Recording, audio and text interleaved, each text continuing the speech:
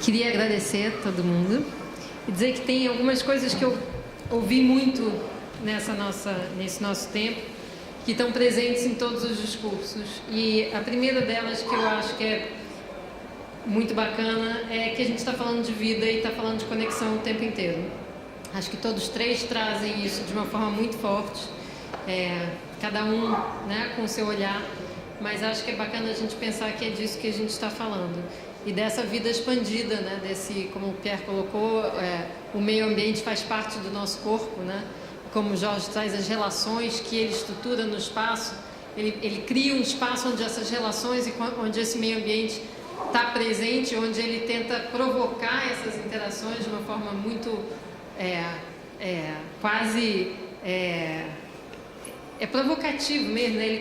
Ele cria todo um cenário onde é impossível você ficar guardado numa daquelas casinhas como na foto do Pierre, porque ele está todo integrado, todas as relações estão ali colocadas. E aí eu aproveito fazer uma provocação de algo que tem estado muito presente. Ontem, conversando com o Fred Vigeli aqui, a gente ele colocou de uma forma muito boa, que é a gente parar com esse discurso verde, porque a natureza não é verde.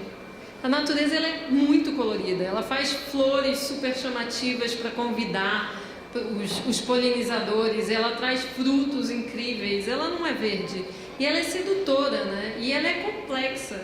Então a gente parar de olhar para o verde como algo monocromático e começar a olhar para a diversidade que está ali e para esse ecossistema todo, né?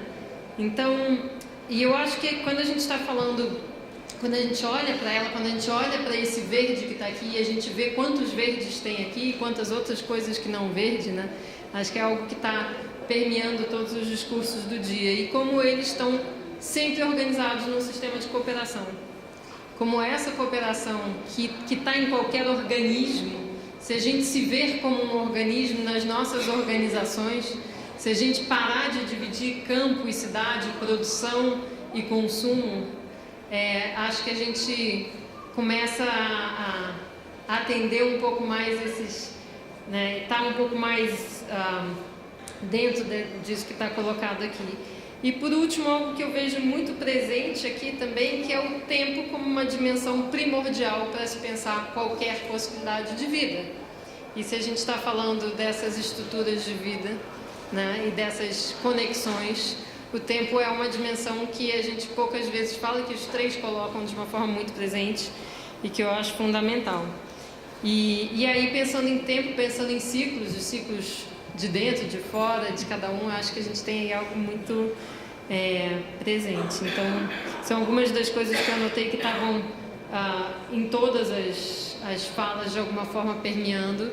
E ainda mais uma que eu ouço como algo que está ali atrás, mas que eu gostaria de nomear, que é o paradoxo da abundância, né? Que a gente pensar no que tem, como o Jailson coloca muito bem, e ontem a Isabela traz, falando do Observatório das Favelas, falando da posição deles, que eles olham do que outras pessoas veem como espaço de ausência, como espaço de potência, né? E a gente olhar para a potência que tem nisso tudo, e que eu acho muito bonito. Não sei se vocês querem provocar alguma primeira pergunta. Chegou uma pergunta aqui da plateia, se vocês querem. Por favor, Jorge. Bom, ouvindo o que está colocado aqui no debate, ou nas apresentações, me vem a questão de que é necessário reverdificar as cidades, trazer de novo a natureza para dentro das cidades. Se a gente olha Ipanema ou Leblon de cima, a quinta fachada que falava Le Corbusier é espantosa, é um galinheiro, é tetos de fibrocimento, ou seja, algo que não tem cabimento no metro quadrado mais caro do país. Então, a gente precisa transformar os tetos em elementos verdes, cultivados ou não, jardins ou plantações. E isso atingindo todas as camadas sociais. Não há alguém que tem a exclusiva responsabilidade por isso. Isso vale para todo o conjunto da cidade. Nas favelas é verdade que o verde é mais, de alguma forma, presente, pelo menos naquela que está mais perto da floresta, não assim Rocinha, essa imagem que eu mostrei, o Complexo do Alemão, que estão excessivamente construídas e também precisam reintroduzir o verde a todas as escalas, pequena, da plantinha na varanda, até a calçada, a rua, a praça, o parque e as grandes reservas florestais. Então, a questão do verde é algo que não é só, como diz Lorena, uma cor, senão são várias cores, e precisa ser restaurado um equilíbrio que houve alguma vez e se perdeu.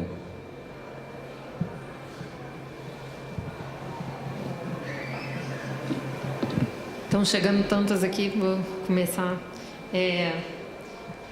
A primeira que chegou é um pedido. Por favor, preservem a natureza e não sujem o parque. E aí, Parque Lage, Parque Nacional da Tijuca, quero agradecer. Acho que a gente está aqui um pouco se mobilizando exatamente para trazer esse olhar, né? Poderia só completar que a CARP tem um ecoponto. Se vocês quiserem visitar, ele fica aqui do lado direito, próximo à Oca, e ali a gente vai estar fazendo a separação dos resíduos recicláveis e não recicláveis, numa tentativa de minimizar ao máximo a geração de resíduos dentro do ambiente que acolheu a gente. Então vamos lá. Do Pierre, como aprofundar o contato de estudantes, por exemplo, além do emoji, mesmo que estejam distantes das florestas? Bom, a gente está numa cidade muito privilegiada, né? Isso a gente tem que reconhecer. Só que esse contato é muito visual, né? A gente tem aquele horizonte de mata. Mas se você pensar bem, aonde que eu entro na floresta aqui? É no Parque Lage. Eu entro no horto com muita frequência, mas fora isso é muito difícil esse contato. A gente tem a praia que nos assoberba lá, né? Com sua beleza, suas táticas de sedução bem próprias também na praia. Mas, assim, é importante ter esse contato. Eu acho que o ato de plantar, né, está bem colocado, é muito importante. Plantem um pote que você tiver na sua casa, andem na floresta, andem sem celular. É uma prática que eu faço pessoalmente. Toda semana eu passo 2 a 3 horas sozinho na floresta. Eu fico lá, sem celular, eu não faço trilha. Eu bato papo com as árvores. Vocês podem achar que eu sou um velho maluco, mas me faz muito bem. É muito bom e a gente começar a recuperar essa conexão, recuperar tudo, começa a fazer sentido. Eu trago meus problemas para a floresta, eu explico para ela que eu enfrento, eu explico em voz alta e ela responde para mim, aparece um monte de coisa, começa a aparecer animais, um monte de coisa aparece. Né? Para o estudante, como que a gente traz isso? Né? Não ter uma formação, eu sou paisagista, minha formação aprendi lá fora, né? Eu sou francês, aprendi na França e ainda esse aqui está em formação aqui. Eu acho que, assim, inclusive, está devendo uma formação de paisagem que integre tudo, que integre geografia, arquitetura, urbanismo, agronomia. Eu esqueço um monte de coisas nas ciências sociais, arte, né? Que tudo aquilo ali nessa visão da integração. Né? E, além disso, eu me considero um perpétuo estudante diante da natureza. Né? Eu sempre olho para ela como uma biblioteca, então sempre procurar, assim, não deixe de ficar assistindo documentários, de ler livros, de continuar se aprofundando. A parte teórica e a parte prática é fundamental. Ter o contato e plantar, e multiplicar, e enriquecer o sistema, que é uma função que o homem sabe muito bem fazer. Eu não sei se eu respondi a pergunta, mas o sentido eu acredito que seja esse. Qual a sensação que o Tomás quer? Eu acho que esse movimento da agricultura, né, ele, como eu estava falando, ele vai também além desse plantar, né, você ir observar, ficar no ambiente florestal, ficar em meio à natureza e observar é muito importante. Você colher as sementes, você está produzindo, comendo, você recolher as sementes, guardar, reproduzir. O trabalho de poda, né? O trabalho de poda é uma coisa que machuca muitas pessoas de ver. Né? Eu pego a minha folga no sábado, se a carambola estiver maior, eu vou subir lá e vou fazer uma poda dela inteira. E vou tirar toda a copa dela. E vou botar abaixo quando meu filho fica ali embaixo brincando. Esse é o meu trabalho de terapia, de fim de semana, no dia de folga. Porque isso me faz bem, né? Isso me conecta. E isso faz com que a gente perceba que, mesmo no trabalho da agricultura, você tem várias dimensões. Então, eu acho que esse olhar da natureza transescalar, a gente trabalhar com ela de forma na escala micro, média e macro, e você também observar as várias dimensões, né, um olhar multidimensional, as várias dimensões que tem, eu acho que isso também é muito importante para a gente prosseguir nesse processo. E uma coisa que Tomás trouxe também, que é essa ideia de que a gente pode plantar no apartamento, no vaso, em qualquer canto. E me impressionou muito quando eu comecei a plantar em casa, como no primeiro ano meu filho fez uma música falando dos ciclos e do tempo, que era diferente o tempo da Terra. E a gente começa a se dar conta, né, que a laranjeira floresce, um tempo depois começam aqueles frutos muito pequenininhos, daqui a pouco um pouco maior, aquele demora a beça para amadurecer. A gente está tão acostumado a ir ao mercado e pegar na gôndola e não entender todo o processo que tem, toda a vida que tem dentro daquele alimento, né?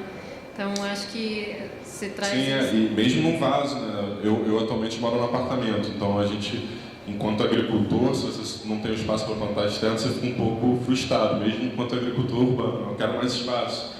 Mas mesmo no vaso que você plante uma cebolinha, um alecrim, eu costumo falar isso, o alecrim a gente paga num pacotinho de 10 gramas, R$2 a R$3. Ou seja, 100 gramas 30, o quilo 300. Você está pagando R$300 no quilo de um alecrim.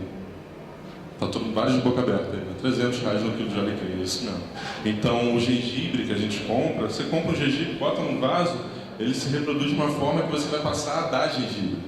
Então, é uma possibilidade, que eu acho que é uma coisa importantíssima que você falou no começo, do resgate a um sistema de abundância. A gente viver dentro de um processo de um sistema de abundância, né? Então, acho que isso é bem legal também. Tem duas perguntas que eu quero trazer juntas, que são mais direcionadas ao Jorge, mas eu acho que todo mundo pode permear. Gostaria de começar. Então, a primeira como posso, como indivíduo, começar a organizar ou urbanizar os espaços da cidade, caos, sem depender do poder público?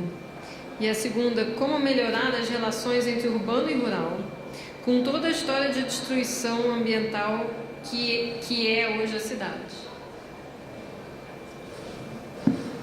A primeira, sem depender do poder público.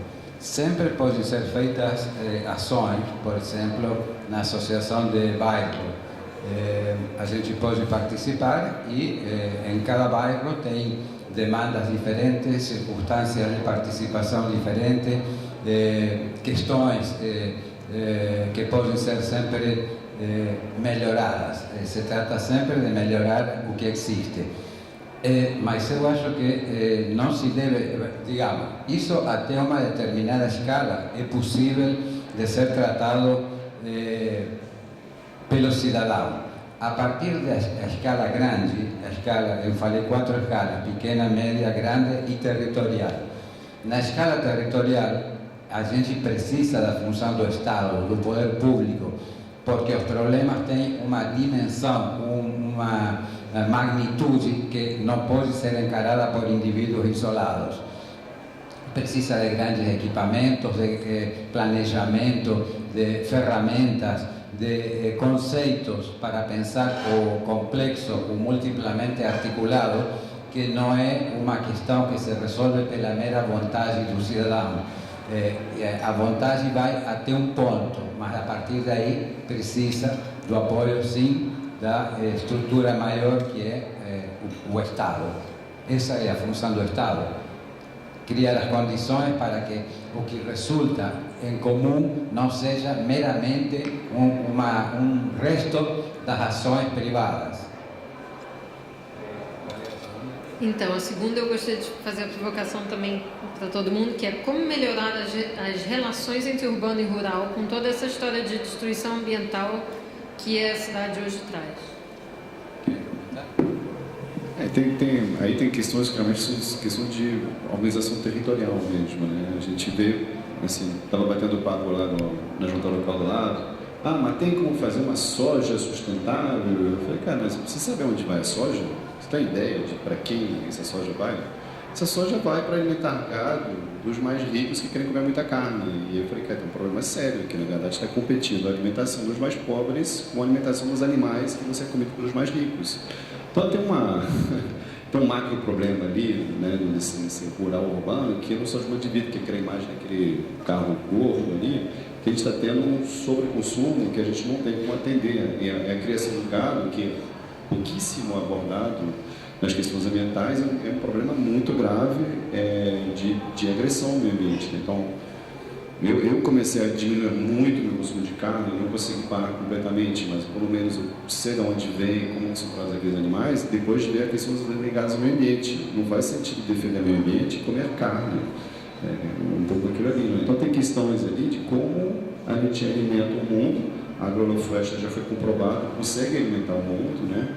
Mas a gente não pode ficar comendo bife de 250 gramas no almoço do jantar todo dia, não tem planeta para isso. Né? E aí tem que ter umas posições políticas, né? A gente exporta o capital biológico do Brasil há 500 anos. 500 anos jogando a nossa matéria-prima para fora. Assim, e tem um momento que a gente tem que começar a reverter, mas... E aí tem forças grandes, planetárias, que se exercem em cima do Brasil sobre o grande celeiro do mundo. É assim que a gente é entendido, né? E aí merece a gente ter uma série de reflexões, mas numa outra escala, eu acho que o campo entra na cidade, né? Eu por exemplo, eu considero que paisagem onde cai chuva. Para mim, é campo onde cai chuva também. Um lugar onde cai chuva pode ser uma horta, né? Desde que não tenha um solo contaminado. Aí sim tem um problema.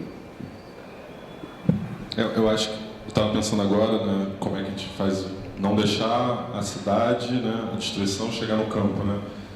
Mas em algum momento, pensando agora, de certo modo, a destruição começou no campo e veio para a cidade. Eu acho que a gente só esqueceu disso, né? Porque a gente nasce na cidade já, então o nosso marco zero é dentro da cidade para diante. Só que essa destruição do campo vem de muito tempo atrás, né? De muito tempo, desde lá do começo, cercamento dos campos na Inglaterra, expulsão de agricultores, envio, superpopulação da cidade, e atualmente a gente chega, desde 2007 mais ou menos, a maior parte da população mundial vive nas cidades e não no campo, quando as cidades, pelos índices que ele mostrou, são 3%. Né? Então, acho que o principal também são múltiplas questões, acho que múltiplas respostas, mas o principal é a gente também pensar em transformar o nosso mundo, os nossos hábitos primeiro. A partir daí a gente consegue irradiar. É uma coisa já muito batida, mas é um fato isso. A gente transformando as nossas relações ao redor, repensando os nossos hábitos, a gente tem potencial de transformar o nosso local e pensar que essa escala macro que ele estava mostrando para a gente, que o Jorge, é uma grande união de micros, né? Então, a gente tendo esses micros bem alinhados, esse macro ele também vai ficar muito mais harmonizado. E eu acho que a gente pensar, por exemplo, o que as populações tradicionais deixaram, né? Eu fico até brincando isso com o pessoal, mas os índios brasileiros se desenvolveram muito pouco, né? Eles não deixaram cidade, a gente perdeu muito deles em comparação com outras populações antepassadas, tradicionais. Aí eu costumo falar, cara, algumas deixaram muita ciência, outras deixaram construções absurdas, outras deixaram táticas de guerras que são usadas até hoje, e os nossos índios simplesmente deixaram a maior floresta do mundo, que até hoje é a maior floresta do mundo. Então, se a gente acha isso pouco, eu não sei o que achar muito. Eu acho que a gente vai nesse paradigma da abundância, mas sem ter o que é suficiente para a gente, sem trabalhar na suficiência, né? Muito bom. E tem aqui uma última pergunta, porque nosso tempo está acabando, mas que eu acho muito boa, que é uma provocação para você, Tomás, que é: como você vê o movimento agroflorestal frente ao agronegócio e seu modo de produção na paisagem brasileira, o discurso de produção de alimento para a crescente população? Essa questão é bem legal, porque ela trabalha com uma teoria malthusiana, né, de que falta espaço para a produção de alimentos de acordo com o crescimento da população. Tem várias épocas onde isso é debatido, isso toda hora volta, e a justificativa que o agronegócio usa para continuar com suas práticas, principalmente usando o que eles chamam de defensivo, o que a gente chama de veneno, é falar que se não tiver essa prática de cultivo, vai faltar alimento para grande parte da população. E a gente fala com todas as palavras que isso é uma falácia. Eu não tenho dúvidas, a gente pode debater por um bom tempo, mas até o momento a minha certeza é essa. Isso é uma falácia, né? 20 mil metros quadrados, que se a gente dividir pelo número de habitantes, então cada um teria direito a 20 mil metros quadrados, talvez um pouco mais, um pouco menos, e isso são pelo menos 2 hectares que dá conta de você produzir alimento para a sua família. Lembrando que a gente faz parte de um sistema em rede, então a gente também tem que estar conectado a outros arranjos.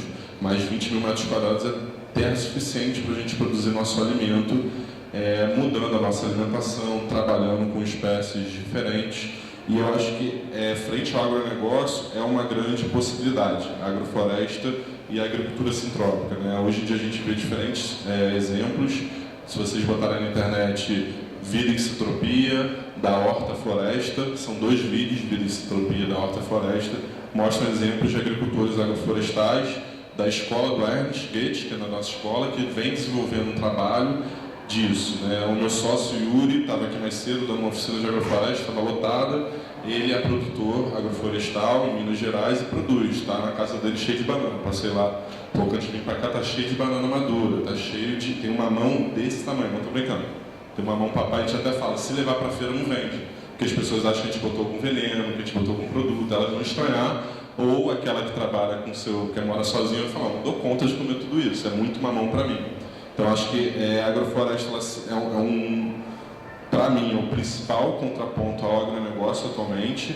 O agronegócio ele tem muitas estratégias para querer convencer a gente de que ele é necessário, aquele arranjo monocultural do monocultivo, aquele arranjo com inserção de defensivo. Eles usam muitas estratégias para convencer, quando isso é, no meu ponto de vista, uma mentira. A gente pode produzir alimentos, o Ernest produz alimentos abundantes na floresta dele, e atualmente acho que é muito importante a gente falar disso, porque está no legislativo, querendo passar novamente liberação para agrotóxicos, sai o Tzinho do transgênico, que é uma forma, de certa forma, honesta de comunicação. Se eu tenho transgênico, eu vou informar que eu uso transgênico, e aí essas coisas estão para cair, e isso é muito perigoso. Eu costumo falar que o nosso trabalho de resistência propositiva é na ação do plantio. Eu não tenho energia para estar na Câmara dos Vereadores, nem paciência.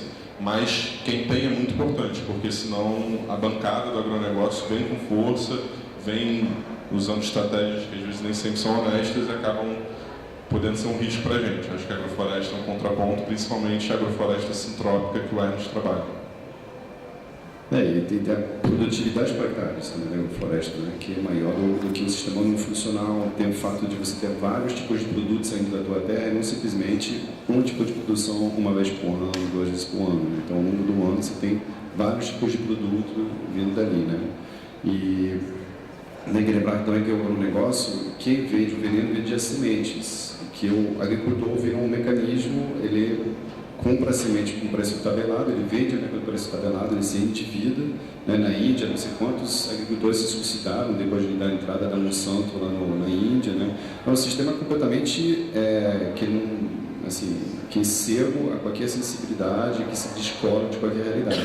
Então a agrofloresta não, é uma coisa voltada para o pequeno produtor, apesar de ter fazendas grandes já adotando isso aqui. E sim, já foi comprovado pela Organização Mundial da Fome e outros alimentos que é completamente impossível de sustentar um mundo do jeito que está com a agricultura agroflorestal e cultura orgânica também. Então, essa ideia de a gente precisa de veneno para as pessoas comerem não é verdade, porque grande parte da comida no Brasil nunca vai comer, né? Ela vai para fora do país. Então, também eu acho que muito cuidado com esses argumentos do agronegócio. Eu acho que o Jorge ele falou de densidade, compacto e conectividade, né? E mal ou bem essa agrofloresta sintrópica do Ernest, ela trabalha com isso. Tem arranjos agroflorestais que trabalham com 3 espécies, e a gente não chama isso de agrofloresta. Uma agrofloresta densa, que tipo, aquela densa raiz, onde a gente produz uma árvore de cacau, com mandioca, com banana, com jatobá, com jequitibá, tudo isso demora um pouco para me dar. Antes disso, eu vou colher todas as minhas hortaliças: alface, couve, rúcula, cebolinha, salsinha. Com um ano eu vou começar a tirar minha mandioca, minha banana, meu mamão. Daqui a 5 anos eu começo a tirar meu cacau. Em 10 anos eu consigo tirar um cupuaçu. Então essa transição, durante alguns anos e no mesmo ano a gente também produzir, é algo muito importante. E principalmente a gente entender que muitas espécies, a gente coloca a culpa nelas, mas a culpa é do homem. A jaca, tem estudos que mostram como a jaca é extremamente importante, extremamente rica. Eu faço uma aposta de alguém, eu desafio alguém a conseguir comer uma jaca inteira agora, não consegue, não dá conta de comer uma jaca inteira. E aí quando a gente vê jaca se desenvolvendo bem, inclusive melhor do que no ambiente nativo dela, a gente vai e fala que a culpa é dela. A culpa é da jaca, está matando minha floresta. Mas eu não estou nem aí para aquela floresta, nem aí no sentido de plantar junto com a floresta.